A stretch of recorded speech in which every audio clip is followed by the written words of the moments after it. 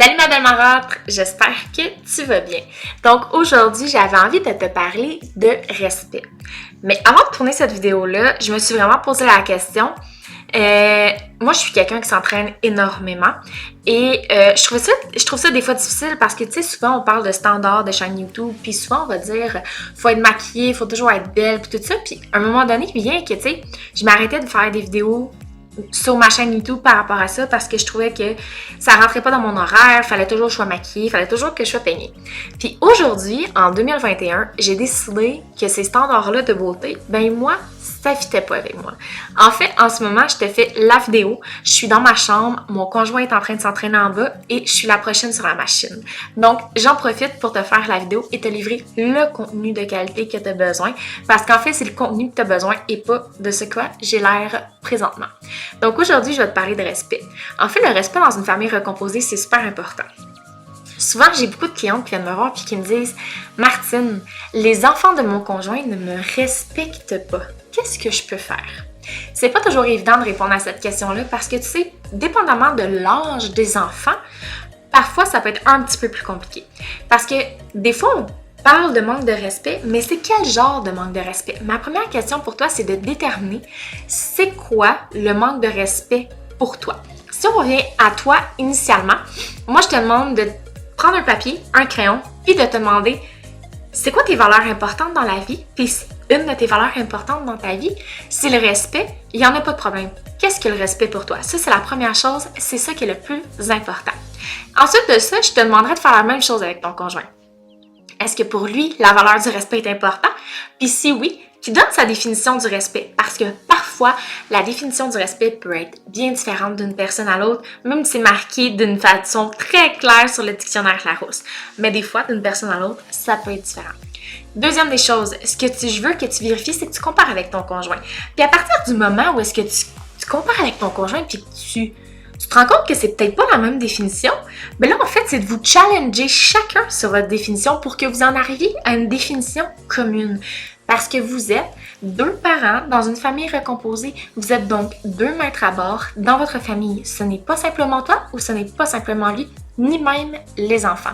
C'est la première chose à faire. Un coup que vous vous êtes entendu sur la définition du respect, à partir de ce moment-là, c'est de l'inculquer aux enfants. Parfois, ça peut être difficile, puis parfois, tu peux avoir envie de tout lâcher, mais l'idéal, c'est la constance et la discipline. C'est ça qui va faire que les enfants vont se sentir encadrés, puis que ça va devenir un succès. Je te parle de succès, mais ce ne sera pas nécessairement facile, puis ça, je te l'ai déjà dit. Parce que parfois, dépendamment de l'âge des enfants, les enfants peuvent être rendus à 10-12 ans. On va dire qu'un enfant a acquis sa personnalité au niveau de son cerveau à partir de l'âge de 8 ans. Les enfants sont déjà tout formés au niveau affectif, émotif. Ils ont déjà leur personnalité, leur cerveau a déjà tout fait ça. Je veux dire, je ne rentrerai pas dans les détails du cerveau, mais les études démontrent qu'à partir de 7 ans, les enfants sont tous formés, ils ont déjà leur personnalité, ils savent déjà qu'est-ce qu'ils font de bien puis qu'est-ce qu'ils font pas de correct. Donc, par exemple, si tu dis à un enfant de sa naissance jusqu'à temps qu'il ait 6-7 ans, puis que tu lui dises t'es pas bon, l'enfant va jamais se dire qu'il est bon parce qu'il va toujours avoir entendu qu'il est pas bon. D'une autre façon, si, admettons, les deux parents biologiques s'ostinaient à tue-tête durant l'enfance de l'enfant, comment est-ce que tu veux inculquer la valeur du respect à l'enfant? C'est pas vraiment évident. Fait qu'en fait, il faut aller déconstruire ces croyances, qui va être une autre vidéo parce que ça serait trop long à aller expliquer.